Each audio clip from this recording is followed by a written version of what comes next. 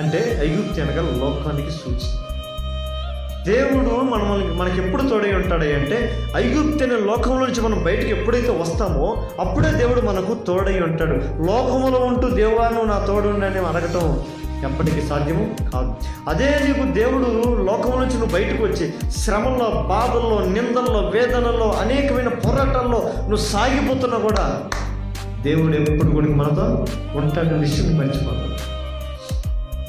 దానియేలు దేవుడితో ప్రార్థన చేశాడు, అయ్యా ఎలా నువ్వు నాకు తోడై ఉంటావు అంటే యేసు ప్రభు ఒక మంచి సమాధానం ఇస్తాడు. దేవుడు మనకి ఎట్లా తోడై ఉన్నాడని మనం తెలుసుకోవాలంటే ఇద్దరు కూడి నా నామమున ప్రార్థన చేయుదురు వారి మధ్యలో నేను అంటే ఎప్పుడైతే నువ్వు ప్రార్థన చేయాలని మనసు వస్తుందో నీకు, నువ్వు కూర్చుంటావో నీ పక్కకు ఎవరు వస్తారో అంతే.